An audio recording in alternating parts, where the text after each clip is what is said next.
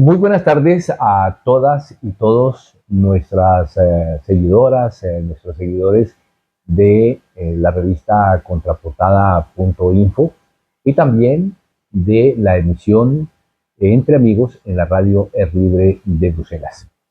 En el día de hoy, tenemos un invitado muy especial. Se trata del periodista y escritor Patricio Meribel, quien tengo aquí a mi lado, autor del libro Los niños y niñas de Donbass, que es una breve historia de los crímenes de los nazis ucranianos en contra de la población rusa parlante allá en el este de Ucrania.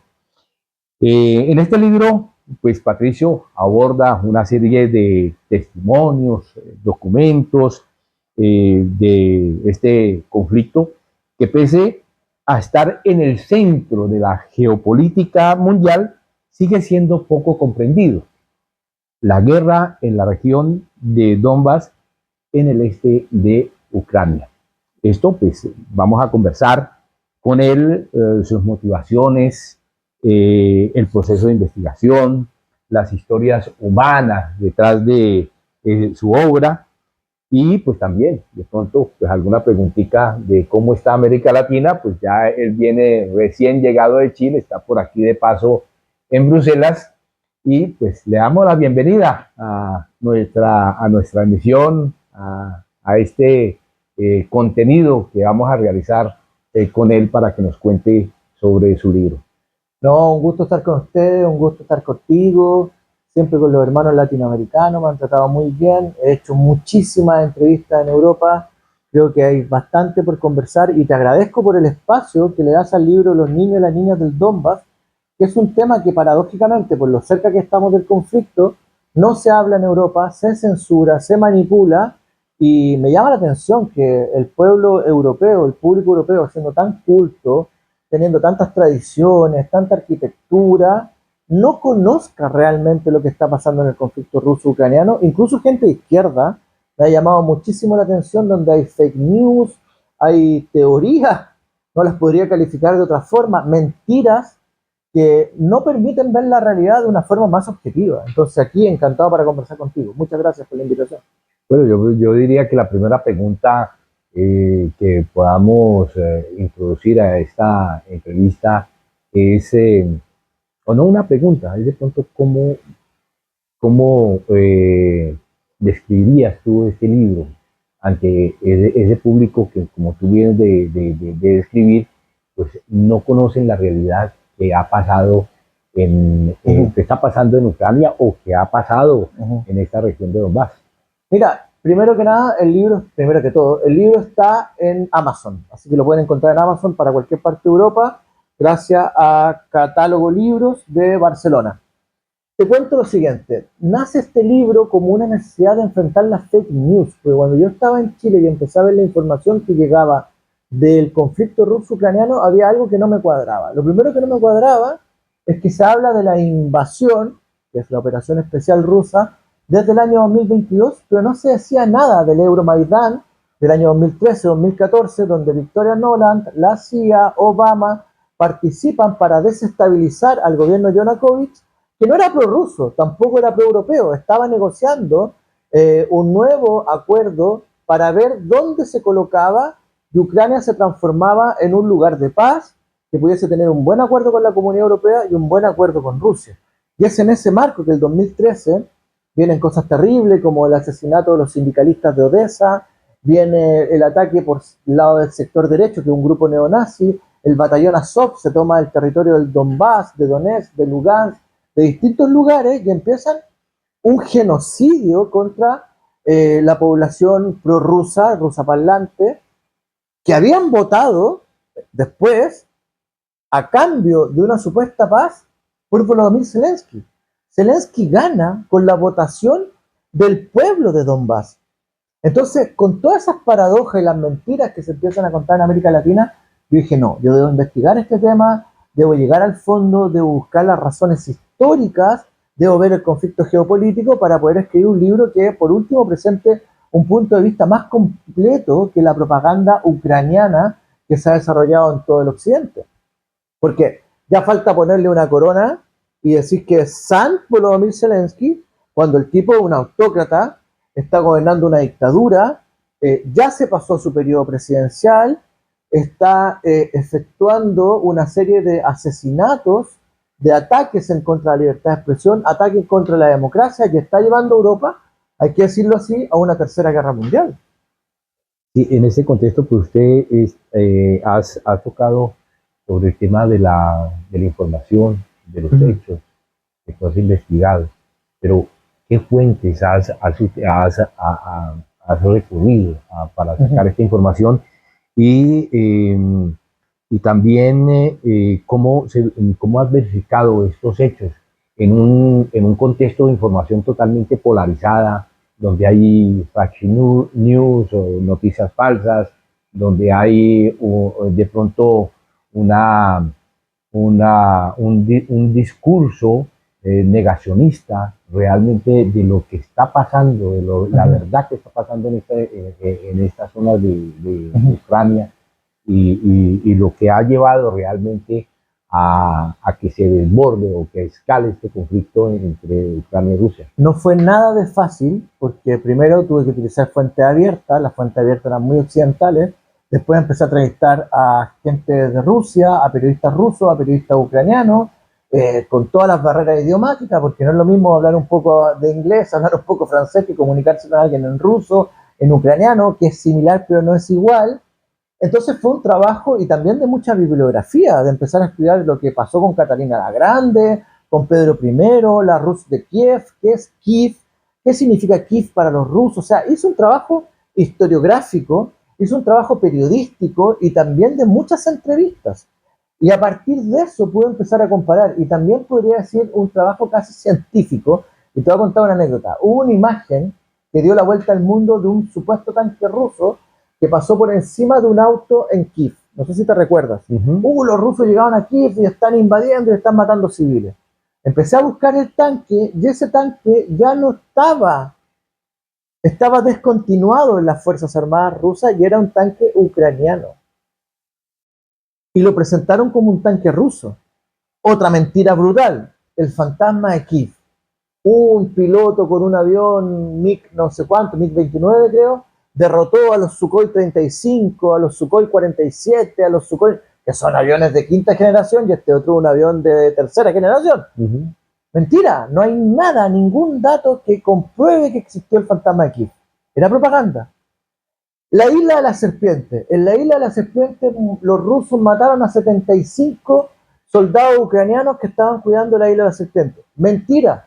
Los tomaron prisioneros y después los liberaron o los intercambiaron. Entonces me fui dando cuenta que el mainstreaming, que el poder, el hegemón de los medios de comunicación estaban construyendo una mentira. Y si están construyendo una mentira es porque quieren tapar una verdad. Entonces, ¿qué verdad querían tapar? ¿Qué estaban criminalizando los rusos? Y que le ha dado resultado por las conversaciones que he tenido en Europa. Me doy cuenta que aquí hablar de Rusia, aquí hablar de BRICS, acá hablar de China, de India, de Sudáfrica, de Brasil, que son los que están construyendo un nuevo mundo multipolar, es muy mal visto, ¿no? Es como que la comunidad europea se pone muy pro-Trump, muy pro-Estados Unidos, e incluso los que son críticos con Estados Unidos son muy proteccionistas con respecto a Europa. Tenemos que defendernos. ¿De quién? De Rusia. ¿Ustedes creen de verdad, y hago la pregunta, que a Rusia le interesaría invadir Bélgica? ¿Qué ganan con tener Bélgica? Si los rusos tienen recursos naturales, son el país más grande del mundo, ¿qué ganarían con estar en Bélgica? ¿Qué ganarían con estar en Francia? ¿Qué ganarían con estar en Italia? Nada, es una retórica absolutamente falsa. Lo que hicieron los rusos fue parar el genocidio en el Donbass y tratar de frenar a una ideología del odio que causó más de 60 millones de muertos en la Segunda Guerra Mundial, que es el nazismo, disfrazado de otras cosas, pero es el nazismo. Es una lucha contra el nazismo. No sé cuántos grupos de ultraderecha existen en Ucrania, como el Batallón Azov. El Batallón Azov cometió crímenes brutales contra niños, hay trasplantología negra, hay tráfico de personas. O sea, lo que ha hecho el régimen de Volodymyr Zelensky algún día se va a tener que investigar y el señor va a terminar preso. La comunidad europea va a despertar y va a decir, no, nos equivocamos y estábamos apoyando al malo en la película. Espero de que eso pase algún día. Pero ahí, para seguir con en el hilo de este tema, ¿cómo evalúa el papel de los medios y de las potencias en la construcción del relato sobre el Donbass? Muy mal, porque la función del periodista es que, te pongo un ejemplo clásico. Si tú me dices que está lloviendo y otra persona me dice que no está lloviendo, ¿qué tengo que hacer yo? ¿Te creo a ti o le creo al otro? No, lo que tengo que hacer es abrir la ventana para ver si está lloviendo. Pues saco la cabeza, si me mojo está lloviendo, no te creo a ti ni al otro. Entonces el periodismo no ha tenido la función de democratizar, de informar y de educar, que son los valores que debemos perseguir a la comunidad. Lo que hemos hecho es propaganda. Lo que han hecho los medios de comunicación es propaganda.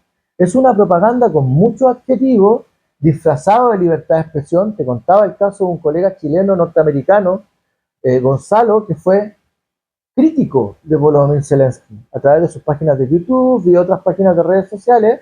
Al tipo lo metieron preso por criticar a Zelensky y murió en una cárcel ucraniana víctima de tortura. No le dieron atención médica. ¿Cómo se llama eso? ¿Libertad de expresión? ¿Democracia? ¿Defensa de los derechos humanos? Y aquí me dicen que en Ucrania hay más libertad de expresión que en Rusia. Es de loco, es de loco. Sí, increíble. Otro de los temas que, bueno, se enfoca el libro es en los niños y las niñas. ¿Por qué eligió centrar este relato en esta población? Yo creo que nadie, con lo que hemos visto en Gaza, nadie puede quedar ajeno al dolor de los niños. Una pelea entre adultos, que uno es comunista, el otro es nazista, uno es fascista, el otro es de derecha, uno es de izquierda, uno es sionista, el otro es palestino, es entre adultos y es terrible, es terrible. No lo quiero justificar, pero por último es gente que ya vivió. Pero matar a un niño de 6 meses de vida, de 1 año, es una brutalidad que no tiene nombre. No tiene nombre. Yo lo digo acá. El ser humano ha inventado palabras para todo lo que existe. La palabra y las cosas, ¿no? Todo lo que conocemos tiene un nombre. Menos una cosa. Y yo creo que en ningún idioma existe. La muerte de un hijo. No tiene nombre. Porque el dolor es tan grande que nada puede significar ese dolor. Y me metí en el tema de los niños y las niñas del Donbass porque creo que la primera víctima, algunos dicen la primera víctima de una guerra es la verdad. No. La primera víctima de una guerra son los niños. Los niños que quedan huérfanos, los niños que son secuestrados, los niños que son vendidos, a los niños a los que se les sacan los órganos para venderlos, a los niños que son prostituidos, que son abusados, ni siquiera prostituidos, abusados sexualmente en redes de pedofilia. Acá no se han investigado las atrocidades que han sucedido en Ucrania. Hay fundaciones que supuestamente defienden a los niños que se han dedicado a traficar niños, si es que se puede usar esa palabra tan horrenda. Entonces lo que pasa con los niños en el Donbass es realmente impactante. Acá yo les quiero sugerir, si leen el libro, yo hablo de la muerte de una niña, una guaguita, déjenme buscarlo por acá, de 6 meses, menos de 1 año, Kira, que fue una de las primeras personas, niños, que mueren en un bombardeo en un lugar público de Ucrania. Muere ella y su madre por un bombardeo. ¿Qué justificación tiene eso? ¿Qué tiene que ver la geopolítica con eso? Dime. Para mí no tiene ninguna razón, no tiene ninguna justificación. Entonces, hablar de los niños es también tratar de sensibilizar al público europeo y latino de lo que realmente está haciendo esta ideología del odio, que es matar a los niños porque creen que no son seres humanos, porque son hijos de otras personas que consideran inferiores, en este caso los rusos parlantes. Es brutal. Mira, aquí te lo voy a buscar y se lo muestro enseguidamente. Es el caso de la niña Kira. Se me pierde mi propio libro. Sí, está por ahí en la primera, yo lo leí. Sí, bueno, por ahí ya lo voy a encontrar. Y claro, es terrible porque la abuela encuentra el cuerpo de su hija. Digamos así que este relato de Kira es uno de los testimonios o de investigaciones que más impactó en esta investigación. Muchísimo, muchísimo, porque tenía 6 meses. Estaba en los brazos de su madre. ¿Qué culpa tenía ella? Haber nacido. haber nacido en un territorio cual y no en otro, ¿qué culpa tenía? Y murió por un misil. Y Sí. su cuerpo apareció metros más allá en una plaza que fue destruida eh, porque a los nazis se les ocurrió hacerlo, lo mismo que hicieron en la Segunda Guerra Mundial. No sé cómo llamarlo, la verdad a mí me impactó mucho y creo que es es la motivación principal de escribir este libro. Atrás queda la geopolítica, atrás queda la economía, atrás quedan los problemas, los conflictos. Cuando se toca a un niño ya no hay ninguna justificación para nada, absolutamente para nada. Mm. Eso. Bueno, otra de las preguntas también que se vienen a este libro es que si por esta investigación has tenido alguna represalia, algún riesgo personal, alguna amenaza o alguna censura.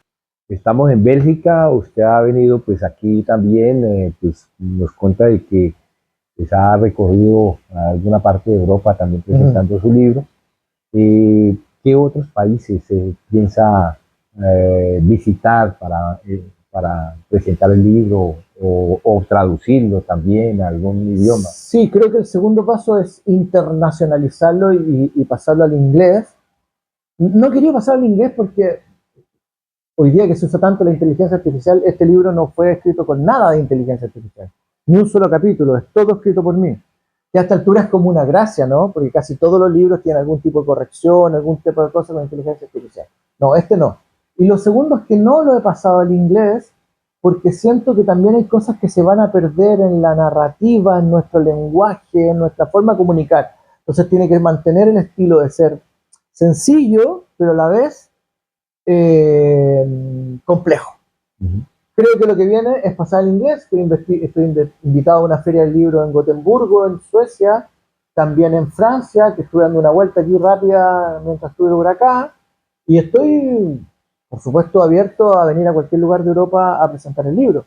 Hay países en los cuales no me van a dejar entrar a presentar el libro. Polonia, Finlandia, Noruega, Suecia, no creo que sean lugares muy amigables para un periodista que habla no a favor de Rusia, que habla a favor de la paz y que trata de explicar un conflicto tan complejo. La narrativa, el otro día compré el The Guardian, Guardian semanal, ¿no? Algunos dicen The Guardian, otros dicen The Guardian, el Guardián, inglés. Y yo le tenía mucho respeto, ¿eh? Le tenía mucho respeto. Y en la portada salían los autócratas, salía Putin, salía Xi Jinping y el presidente de Corea del Norte, Kim Jong-un.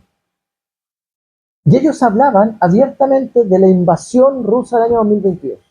Ni una sola frase, ni una sola palabra para el Euromaidán y el conflicto que comienza el 2013, que para mí comienza de verdad en 1991, pero eso ya es más complicado de explicar, ¿no?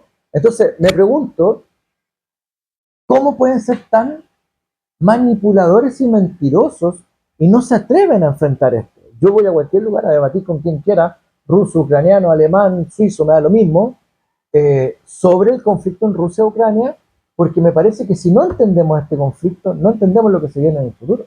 Y eso es lo complejo.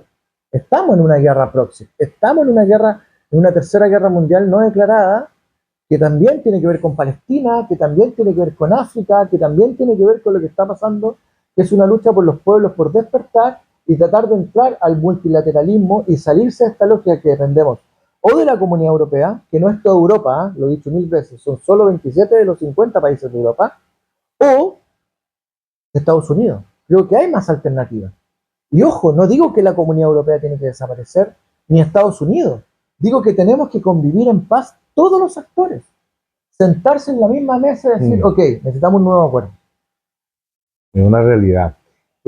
Bueno, antes de llegar a esta entrevista, pues estábamos hablando sobre la cuestión de la naturalización de los crímenes, sobre todo crímenes de lesa humanidad, crímenes de guerra, eh, ejecuciones extrajudiciales que pasan y que están pasando en América Latina con la invasión o con el asedio que está teniendo Venezuela en el Mar Caribe por Estados Unidos, que dicen que ya han bombardeado con misiles 4 lanchas y hay por lo menos entre 14 y 17 personas que han sido asesinadas en este tema, pero pues las hacen pasar como narcotraficantes. una guerra contra el narcotráfico, pero no hay conflicto.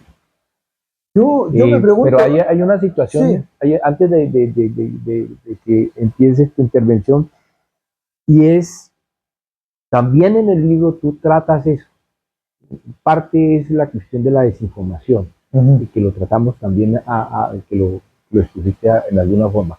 Pero sacas un personaje que le tocó pagar cárcel muchos años, que tuvo que estar encerrado en una embajada durante muchos años para protegerse, como es Julian Assange. ¿Por qué? O sea, cuéntame tú esa relación con Julian Assange y bueno, y cómo tú lo haces para meterlo en registrarlo en este libro. Sí, son varias preguntas, pero te quería decir algo entre medio, ¿no? Que lo que está pasando en Estados Unidos, con Estados Unidos y Venezuela, yo no soy pro Maduro, no soy anti Maduro. Estoy a favor de la autodeterminación de los pueblos, que cada pueblo sea el gobierno que le dé la gana.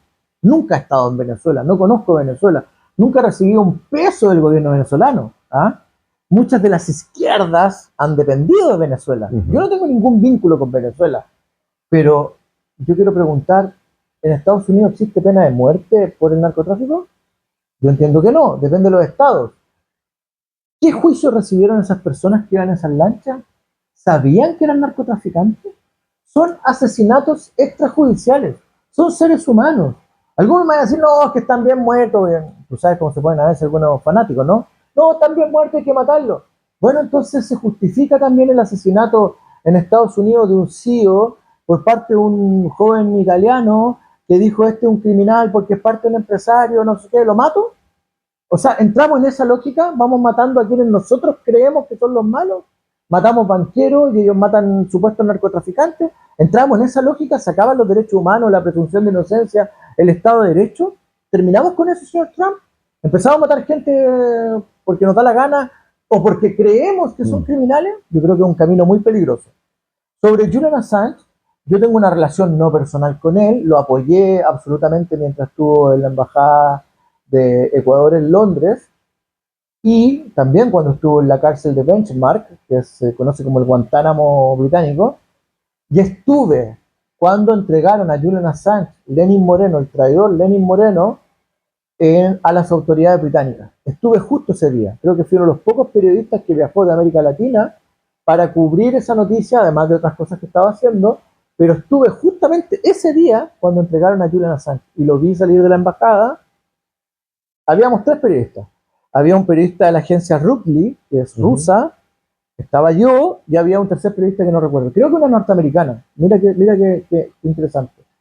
Y vimos cómo sacan a Julian Assange y Lenin Moreno ya sabíamos que había dado el vamos para entregarlo a las autoridades británicas. Que es una gran traición porque se rompió el derecho al asilo. Después Julian Assange tuvo que negociar con Joe Biden y decir algo obvio, que él era periodista y que había denunciado crímenes de lesa humanidad.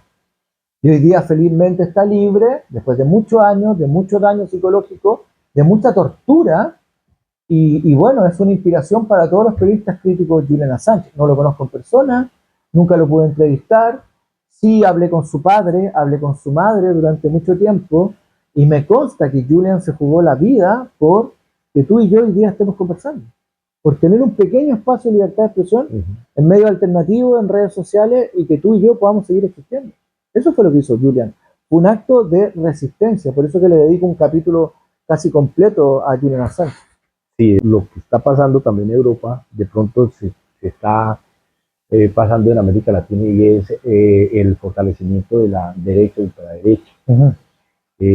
Por ejemplo, y bueno, y errores que se han cometido dentro de algunos procesos, y pues la izquierda y los sectores progresistas están perdiendo terreno en este momento. ¿Cómo ves la situación en América Latina en este contexto? Yo soy crítico, soy muy crítico de la izquierda en lo siguiente.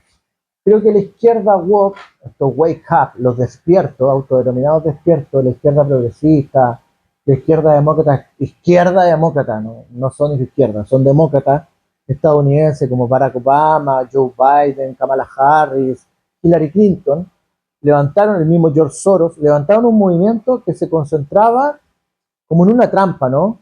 La ideología de género, la defensa de las divergencias, la diferencia de las disidencias, de todo tipo, ¿no? Entonces la izquierda se empezó a concentrar en eso, que está bien, porque en una sociedad socialista, en una sociedad izquierda, en una sociedad socialdemócrata, defendemos a todos los seres humanos, a todos, sin excepción. Pero eso es muy distinto a defender a algunos seres humanos y transformar una causa, yo sé que con esto me van a dar palos, pero de minorías en mayorías. No sé si me explico. Entonces la izquierda abandonó a los sectores populares, abandonó la lucha por la vivienda, abandonó la lucha por la seguridad, abandonó la lucha por un estado de bienestar, abandonó la lucha por los intereses de la working class. ¿Y quién se metió ahí? Se metió ahí el narcotráfico. Colombia ustedes lo conocen muy bien. El mismo Pablo Escobar regalaba casa, regalaba cosas. Y la ultraderecha. Porque la ultraderecha, y esto me lo explicaba un francés el otro día muy bien, me decía, el gobierno de Emmanuel Macron es apoyado por la burguesía francesa. Burguesía francesa progresista y conservadora. Y la working class está apoyando, la clase trabajadora apoya al Frente Popular, a Francia Insumisa y a Le Pen. Entonces la ultraderecha y el fascismo no se está metiendo por la oligarquía, son oligarquía, pero se están metiendo por las clases populares. Y eso es lo gravísimo, porque significa que la izquierda, por una parte, abandonó a los sectores populares, les dio el espacio, y por otra parte, no hemos tenido la capacidad de contrarrestar la gran propaganda oligárquica, capitalista, corrupta, que utilizan para mantenernos atontados, amarrados, amainados a un sistema capitalista absolutamente brutal. En Bélgica ya subieron la edad de jubilación de 65 a 67 años. Les quieren cortar el seguro de santidad, les quieren cortar los derechos sociales. Ustedes están perdiendo derechos. Derechos que nosotros en América Latina ni siquiera hemos ganado. Y la ultraderecha tiene el mismo discurso. Hay que cortar el Estado, el presupuesto.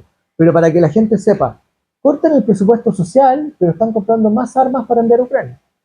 Quieren juntar 800 millardos de euros para mandarle a Zelensky. Para una guerra que no es de ellos.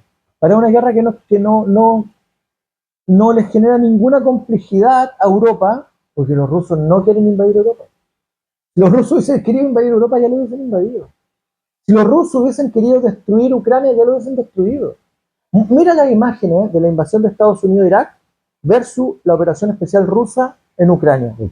Muéstrame una destrucción de una ciudad como lo hicieron los norteamericanos en Irak, en Afganistán. No existe. Pero no porque los rusos no tengan capacidad. Lo mismo que está haciendo Israel con Palestina. Con Palestina y no porque los rusos no quieran, no porque los rusos no puedan, tienen las armas suficientes, no nucleares, para destruir Ucrania rápidamente. No lo hacen porque no quieren, porque para ellos los ucranianos son casi primos hermanos. Saben que hay un sujeto en disputa ahí. La pelea es contra el nazismo, no es contra los ucranianos. De las configuraciones que se están presentando ahora del conflicto palestino. Naciones Unidas pues, ha votado a favor de dos estados, reconocimiento de Palestina como estado, pero este reconocimiento no es vinculante. Falta mucha más voluntad política, que de pronto ya se está creciendo un poco más cuando países europeos como Francia, como España, mismo como Bélgica, están diciendo sí, hay que reconocer al Estado palestino para poder parar este conflicto. Cada día más se está viendo que Estados Unidos y Israel están quedando solo ante la comunidad internacional. Una comunidad internacional que pues ha estado prácticamente mirando hacia el otro lado mientras están matando palestinos, asesinando, cometiendo crímenes de lesa humanidad, crímenes de guerra. Yo lo dije hace algún momento a los periodistas, a los personal humanitario, a la gente, la están matando de hambre, no le están dejando llegar agua, electricidad, servicios sanitarios, en fin, cantidad de cosas. ¿Cómo ves tú esta complejidad y tú crees que en realidad estos esfuerzos que se están haciendo ahora por parte de la ONU y otros países para reconocer al Estado palestino es la solución o qué más hay que hacer? Yo creo que todo lo que está pasando es gracias a la gente. Todo lo bueno que está pasando en solidaridad por Palestina y la reacción de los gobiernos no es porque los gobiernos quieran reaccionar. Los gobiernos tienen muchos acuerdos militares, económicos, farmacéuticos con Israel. ¿Ya? Ojo, esta no es una pelea contra los judíos, es una pelea contra el sionismo. El sionismo es un movimiento político religioso, no es contra los judíos. Ayer vi en la manifestación en Bruselas un grupo de judíos por Palestina, por la paz en Palestina. Nadie los tocó, nadie los criticó, hablaron, dijeron lo que habían vivido durante el holocausto con los nazis, dijeron que se estaba repitiendo la situación, fueron muy críticos de Netanyahu, pero todo lo que ha pasado, el envío del barco por parte de Italia a cuidar a la flotilla, lo que hizo España, todo lo que está pasando, todo es gracias a la movilización social. Y creo que ese es el mensaje más fuerte. Cuando el pueblo se une con todas sus diferencias, cuando las izquierdas se unen con todas sus diferencias y trabajan con un objetivo común, pueden cambiar el mundo. Porque Meloni, Sánchez, el gobierno de Bruselas, el gobierno de Bélgica, han cambiado su posición, han reconocido, el gobierno británico, los británicos han reconocido a Palestina después de no sé cuántas marchas, después de que metieron a 900 personas presas en un día. Y le dieron palo a todo. Yo viví en Inglaterra, viví en Londres. Era muy difícil que te llevaran preso por una manifestación, era muy respetuoso, debo reconocerlo. Incluso cuando estábamos afuera de la embajada de Julian Assange de Ecuador en Colombia, meta bombo, no nos tocaban. Se respetaba mucho eso. Eran muy respetuosos. Pero en un día metieron 900 personas presas, artistas. Entonces, todo eso, todas las grandes manifestaciones, que así que han pasado 2 años de genocidio, 2 años, los gobiernos recién reaccionan, pero no porque quieran reaccionar, insisto y cierro, porque los pueblos han provocado la reacción de los gobiernos. Y ese es el mensaje más fuerte.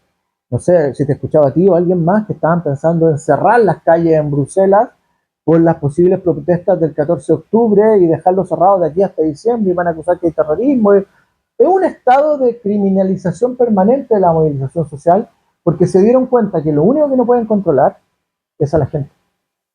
Cuando la gente despierta, ellos tienen que reaccionar, porque al final el sistema depende de nosotros. Es así. ¿Qué más se debe hacer para parar esta guerra? Hay que seguir manifestándose de todas las formas. No hay que parar de hablar de Palestina, no hay que parar de hablar del conflicto, y en algún momento vamos a tener que obligar a los gobiernos a sentarse en una mesa a buscar la paz, a generar un acuerdo de paz. No se van a acabar las guerras en el mundo, eso sería muy ingenuo de mi parte, pero sí podemos generar un nuevo acuerdo de paz. Imagínate que en Europa, después de la Segunda Guerra Mundial, que termina en el año 45, se pensó que nunca más iba a haber un escenario beligerante de guerra, que era un territorio de paz, donde se respetaban los derechos humanos, la libertad de expresión. Que por eso fue construida Europa. Una panacea, la panacea, la Unión Europea, hablamos distintas lenguas, pero usamos la misma moneda, bla, bla, bla, bla. Todo eso está quedando atrás si es que siguen con la carrera armamentística y la carrera guerrerista. Los enemigos no son ni los rusos ni los chinos, son los oligarcas. Y los oligarcas están en todos los países. Y son una oligarquía absolutamente corrupta, que nos utilizan como carne molida, como carne de cañón. Lo hablábamos con los mercenarios colombianos, lo hablábamos sobre distintas situaciones, sobre el narcotráfico, y al final la guerra no es entre países y entre naciones, es entre la clase dominada, los de abajo, y la oligarquía, que utiliza a los ricos y a la clase media alta con este síndrome de la señora Florinda para atacar a los más pobres. Aquí hay una pelea entre el menos pobre con el pobre, ¿no? Pero ese es otro tema más sociológico. Ahora bien, creo que el camino es la paz, siempre es la paz, no al rearme, no a la guerra, y seguir insistiendo en que esto solo nos puede llevar a la destrucción planetaria. Porque el primero que lanza una bomba nuclear, se acabó el mundo. Bueno, para terminar, pues, ¿quisieras agregar algo más a esta entrevista? ¿Algún mensaje especial para toda la gente que va, o todas las personas, los seguidores que van a ver esta entrevista? No, sigamos conversando, yo disponible a participar en foros, en debates. Hoy día también tenemos la presentación de otro libro, unos chilenos. Creo que mientras más conversemos, mientras más hablemos, mientras más nos movamos, podemos dejar un mejor futuro a nuestros hijos. Si al final tú y yo hicimos una vida, hemos participado en muchas cosas, hemos dado pelea, algunas la hemos ganado, otras la hemos perdido, pero ¿qué ¿qué mundo le vamos a dejar a los niños? Y vuelvo con el tema de los niños y las niñas del Donbass, y los niños en Chile, y los niños y niñas en Bélgica. Los niños y niñas son niños y niñas. Y esos niños y niñas necesitan un futuro mejor y un mundo mejor. El mensaje era que construyamos un mundo distinto. No estoy pensando en el paraíso, un mundo distinto donde no se violen los derechos humanos, no se persiga a nadie por pensar distinto, no se persiga a nadie por ser de un origen distinto al de otro. Eso es casualidad, mera casualidad. Un abrazo gigante y gracias por la oportunidad. Bueno, muchas gracias a Patricio Meribel por haber aceptado esta entrevista Con gusto. Para nuestros medios. Y pues les recordamos a todos ustedes, los amigos, seguidores, que pueden conseguir el libro Los niños y niñas de Donbass en Amazon. Entonces aquí les dejamos un dato. Le estoy leyendo el libro. Es un libro ameno, fácil de leer y además con mucha historia, que da a entender realmente lo que está pasando allá en esta zona del este de Ucrania. Y bueno, y pues desearte éxitos también. Muchas gracias. Libro, con tus libros y con todas tus investigaciones que estás realizando y también en todas esas presentaciones que estás haciendo de este libro. Muchas gracias. Cuídense y nos vemos pronto. Chao. Bueno, muchas gracias a todos ustedes, a amigos oyentes y seguidores. Espero de que pues compartan masivamente esta entrevista para pues hacerla viral y que este tema pues realmente llegue a mucha gente. Nos vemos próximamente en una nueva entrevista. Muchas gracias.